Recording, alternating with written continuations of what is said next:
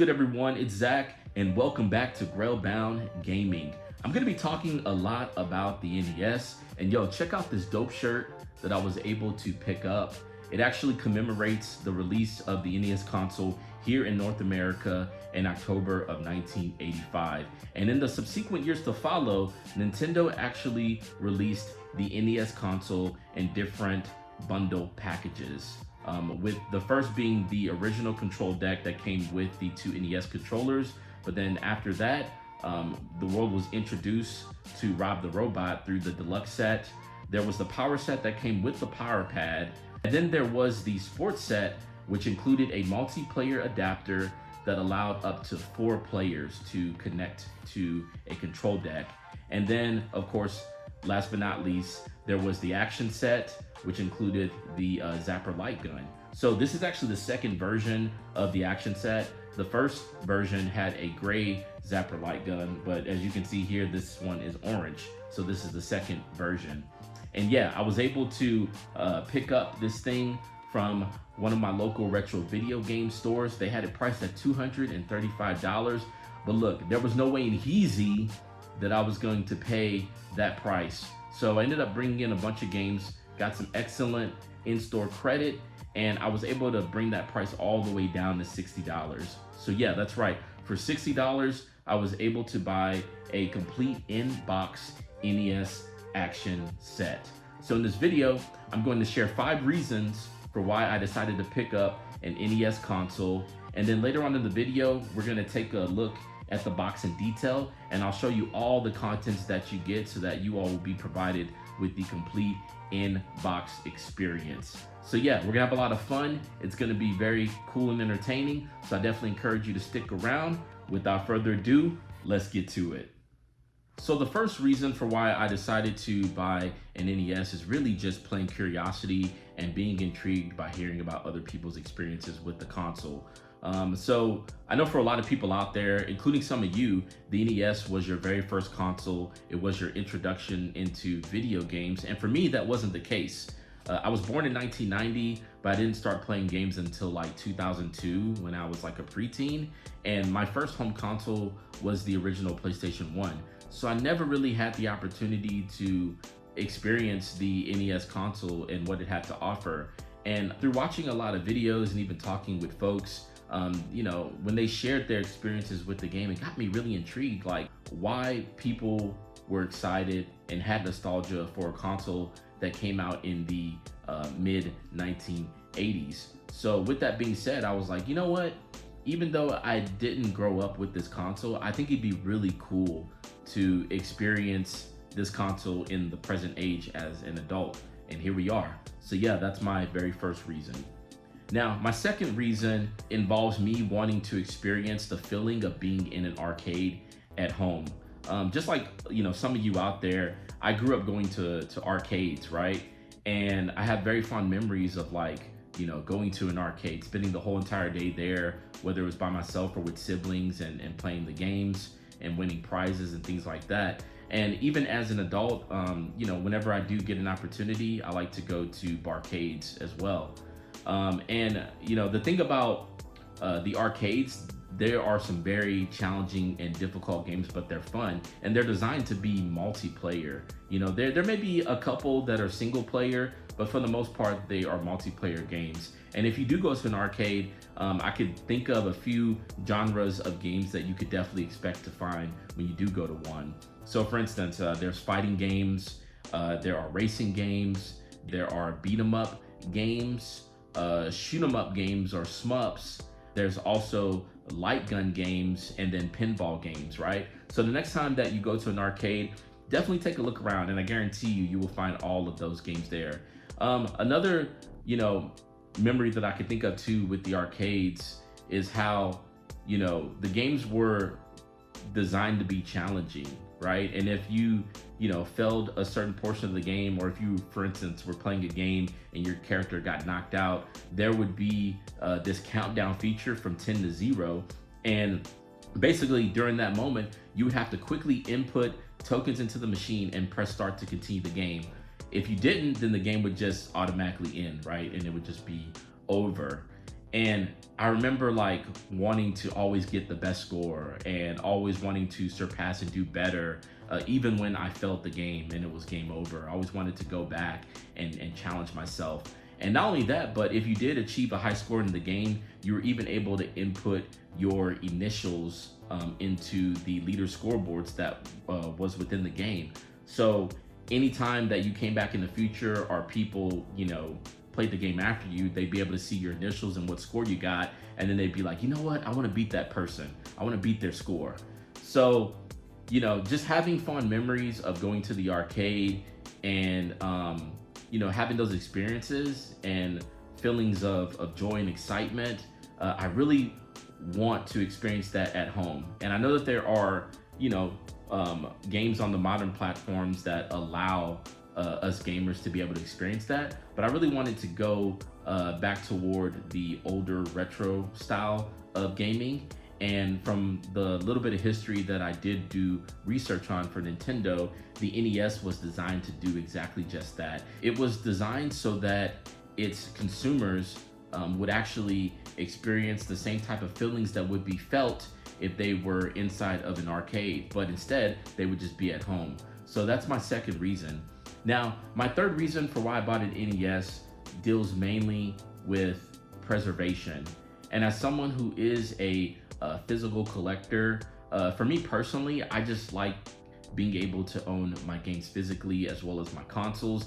And don't get me wrong, I'm not bashing anyone who chooses to go the digital route. I also have like a bunch of digital games, but if there's ever an opportunity to get any games physically, I usually tend to lean more toward that. And for me, being a physical video game collector, I truly believe that if you collect games and you treat them properly, and as well as your consoles, then you're actually contributing to that preservation. So yeah, for me, when I think about, this console that released back in the mid 1980s, I want to be able to preserve it within my own collection and share that with future generations. So yeah, that's my third reason. Now, my fourth reason deals with playing certain franchises fully, right? Like for instance, there's the Ninja Gaiden games. You could pretty much find Ninja Gaiden games everywhere, whether it's the OG Xbox, the 360, the PS3. You saw that on my community page. I ended up picking up one Ninja Gaiden game on the DS. And then the Ninja Gaiden games are also, of course, on like the modern day consoles like the PS4, as well as the Xbox One. Well, some of you may or may not know, but the very first 3 games for Ninja Gaiden are actually on the NES. So another reason why I decided to pick up the NES is because there are a number of different franchises that had their start. Their first few games were released for the NES console. So, now that I own an NES console, this will allow me to play the entire franchise of a specific video game series. So yeah, that's my fourth reason. And my last reason is specifically about being able to collect at an affordable level. It's not a surprise that the current market for video games are extremely high and inflated.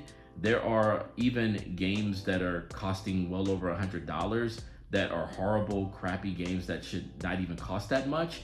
But the fact that people are willing to buy and pay that price has inflated the price of those games.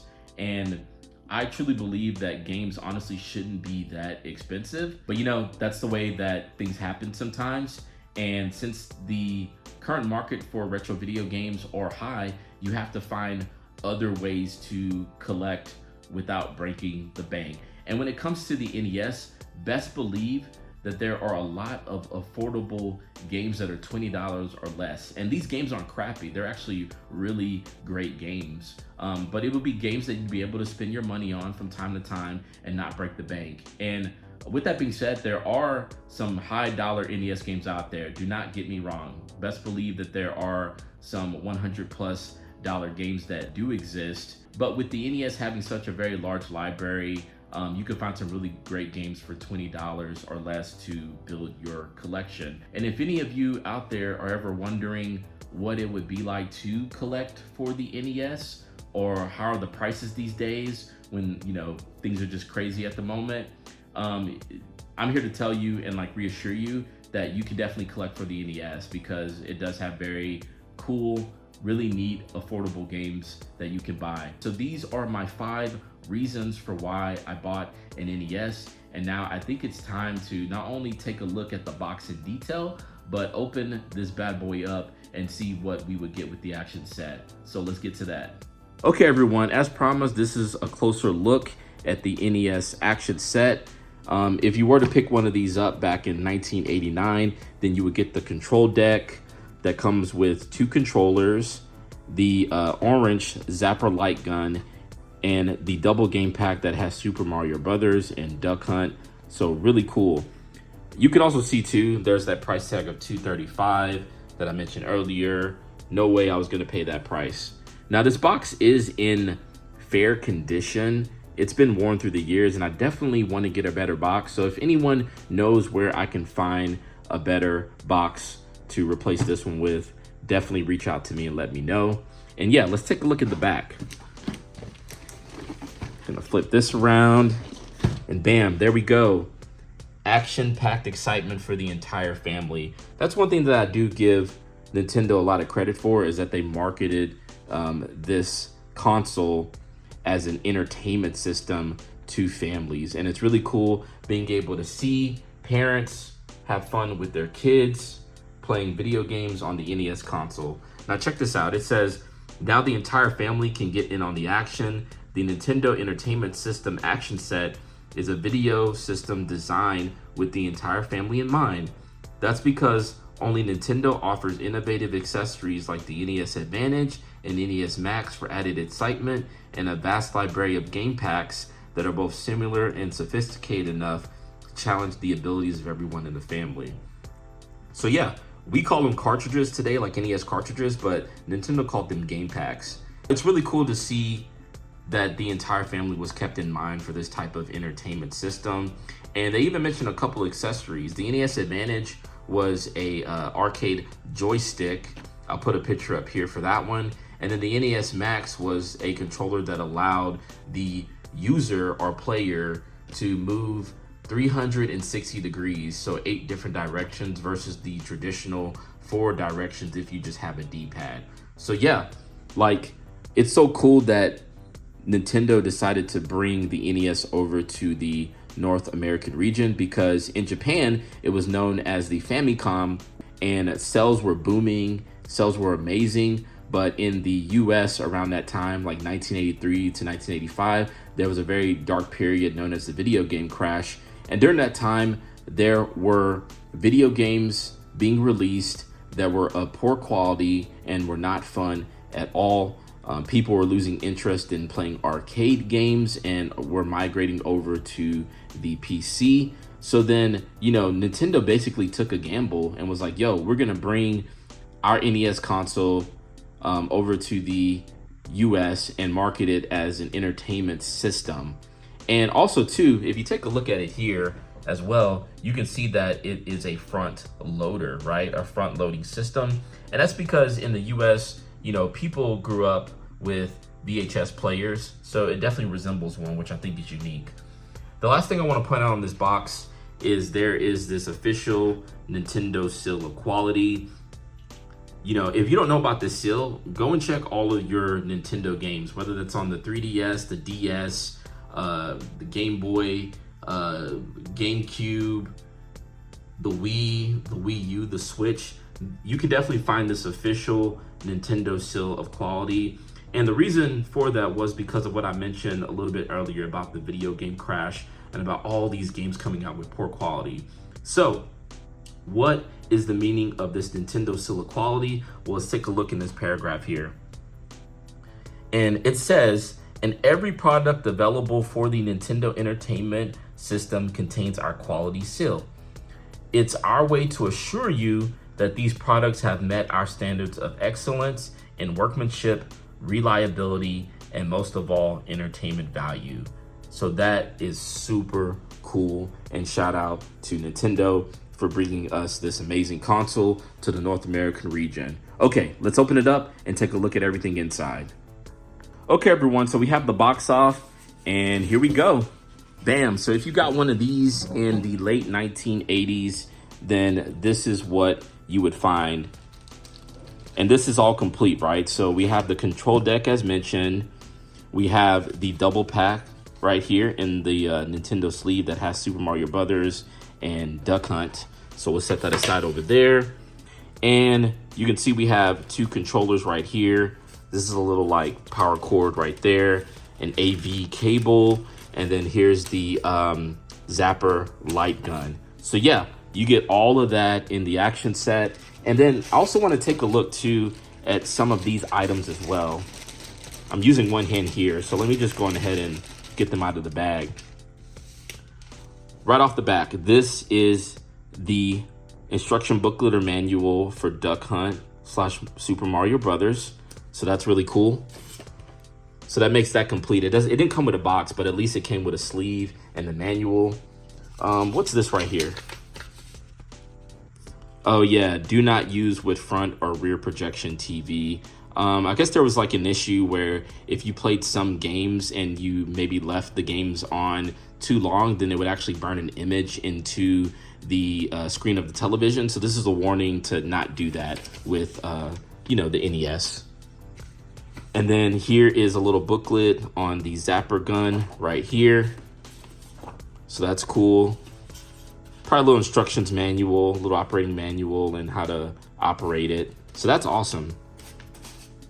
Okay, so we're also going to take a look at this right here. This is an advertisement for a Nintendo Power. I know that there's a lot of content creators on YouTube that do collect Nintendo Power. And what's cool about this is that this is how you would basically register for one, which is awesome, So it has some information about the Nintendo Power.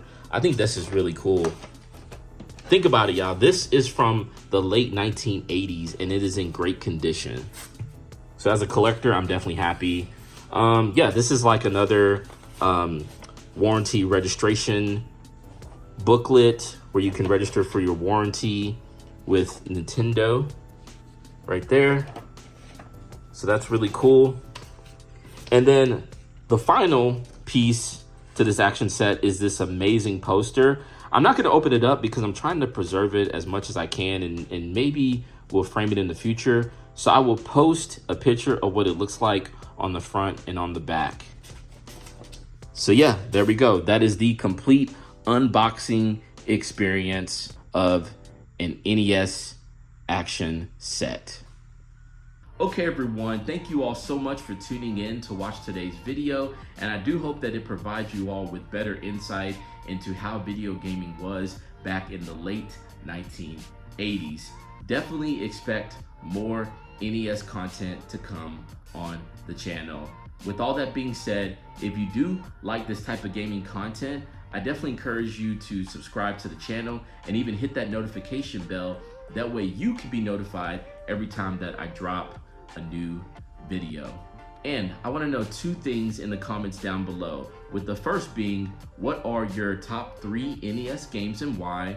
And then number 2, are there any unique or obscure NES games that you recommend for me to add to my collection? Let me know in the comments down below. Once again, thank you all so much for watching. I look forward to seeing you all in the next video. And until then, wait, what? What was that? The games? What games I picked up? Oh yeah, check this out.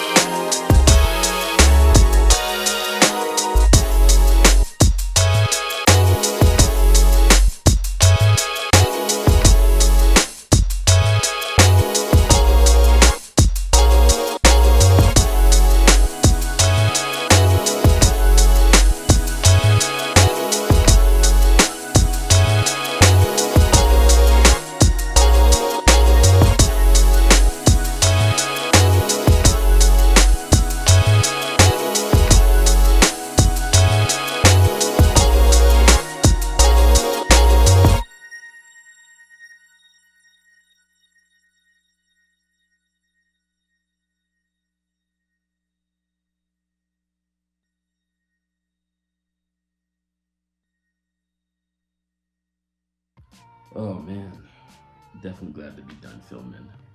But I guess I need to decide, do I want to play Super C, Battletoads, or Legend of Zelda? Was that knock at the door? Hold on.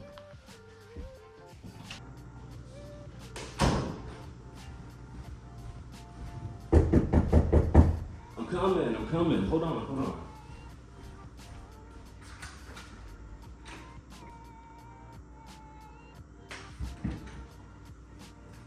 What is this? Oh, they finally arrived. Let easy gamers know.